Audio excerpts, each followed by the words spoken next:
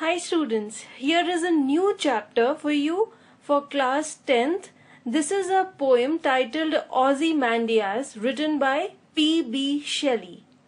First of all, I'll give you an introduction of this poem. Students, this is also a sonnet. Now, what do we mean by sonnet? Sonnet is a particular typical poem which consists of 14 lines. This is the typical format of a sonnet that it has 14 lines. और ये जो sonnet है Ozymandias, इसमें जो first 8 lines हैं वो एक octave बनाती हैं. Octave means which comprises of 8 things. तो जो पहला स्टैंजा है Ozymandias का उसमें 8 लाइन्स हैं और उसका एक ऑक्टेव बनता है, और जो उसके बाद नेक्स्ट 6 लाइन्स हैं वो एक सेस्टेट फॉर्म करती हैं. Sestet means something which comprises of 6 parts. तो ये जो पोएम है 14 लाइन्स की, इसके 2 पार्ट्स हैं. पहला पार्ट है 8 लाइन्स का जिसे हम ऑक्टेव कहेंगे, और दूसरा पार्ट है 6 लाइन्स का जिसे हम सेस्टेट कहेंगे. अब मैं आपको बताती हूँ कि ये पोएम है Ozymandias, इसमें पोएट किस चीज के बारे में बात कर रहे हैं. Students, this poem is about a ruined statue which has become so with the passage of time, and here we can correlate it with Shakespeare's sonnet Not Marble Nor the Gilded Monuments.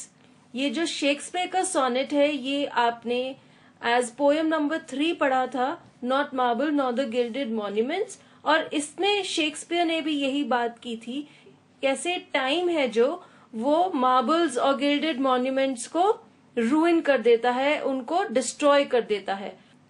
और इस poem Ozymandias में भी poet ने यही बात की है एक रूइंड स्टैचू के बारे में जो कि टाइम की पैसेज के साथ डिस्ट्रॉय होकर आज एक रूइन बन गया है. The title Ozymandias is the throne name of Egyptian king Rameses. Throne name का मतलब ये है जैसे आप कोई भी ऑल्टरनेट नेम रखते हैं, आप कोई निक नेम रखते हैं, ऐसे ही थ्रोन नेम एक किसी किंग ने रखा जब वो रूलर बन गया कि वो रूलर के रूप में, किंग के रूप में Ozymandias के नाम से जाना जाएगा. वैसे उस किंग का नाम था Rameses. And this poem talks about his foolish desire to immortalise himself by erecting a statue. यहाँ आप इमेज में देख सकते हैं, this is the statue of King Ramesses, whose throne name was Ozymandias. तो ये किंग रामेसेस ने सोचा कि वो अपने आप को फेमस बनाने के लिए, ताकि आने वाली बहुत सारी पीढ़ियां उनको जाने, अपना एक स्टैचू उन्होंने खड़ा किया. और ये जो पोएम है ये बताती है कि कितने फूलिश थे ये कि इन्होंने सोचा कि अगर ये अपना एक बड़ा सा स्टैचू खड़ा कर देंगे तो आने वाली जनरेशन्स इनको जानेंगी कि ये भी कोई इंसान थे. कैसे ये फूलिश बने उसके बारे में हम पोएम में जानेंगे. So let us read ahead. Now the topics which we will cover in this poem, first of all we'll talk about the poet, then we have a background of the poem, then I read out the poem to you. That will be followed by an explanation and then the summary, which will be followed by the question and answers. So let's get started. First of all, I'll talk about the poet. This is P.B. Shelley. He was born in Sussex, England in the year 1792 and he died in the year 1822. Students, P.B. Shelley was born on 4th August 1792 in West Sussex in England. He was the eldest legitimate son of Sir Timothy Shelley, a Sussex landowner. अब यहाँ पर ये term आई है legitimate son. Legitimate means जो चीज legal होती है, जो चीज लॉफुल होती है. तो ये उनके लीगल सन थे, यानी कि उनकी वाइफ से पैदा हुए थे. He had 4 younger sisters and 1 much younger brother. He received his early education at home. His early childhood has been recounted in The Life of Percy Bysshe Shelley by his friend and cousin Thomas Medwin. तो PB शेली के एक friend और cousin थे Thomas मेडविन, जिन्होंने एक book लिखी थी the life of पर्सी बिश शेली, जिसमें उन्होंने इस पोएट की चाइल्डहुड के बारे में लिखा है। He studied at Eton College and later at Oxford University. In the year 1811, Shelley anonymously published a pamphlet called The Necessity of Atheism, which was brought to the attention of the university administration, and he was called to appear before the college's fellows, including the dean. His refusal to repudiate the authorship of the pamphlet resulted in his expulsion from Oxford on 25th March 1811.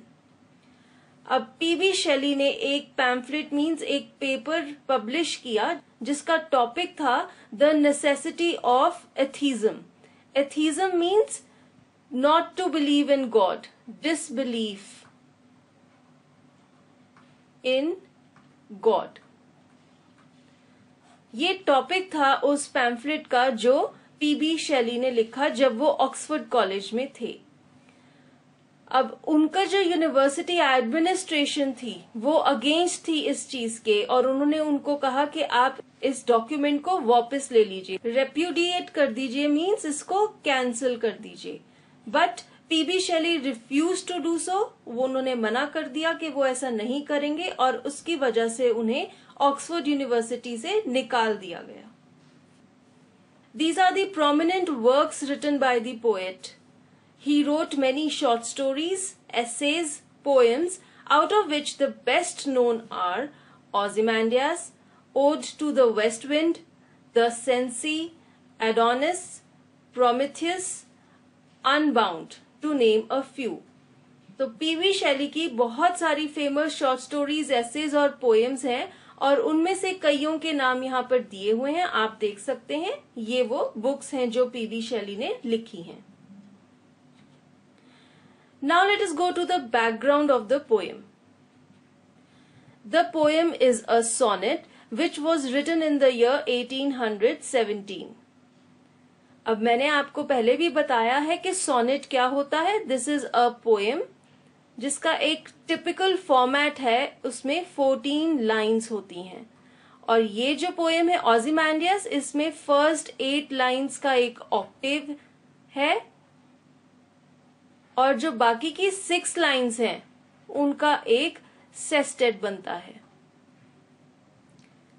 It is a simple poem where the poet talks about a dilapidated statue of King Ozymandias.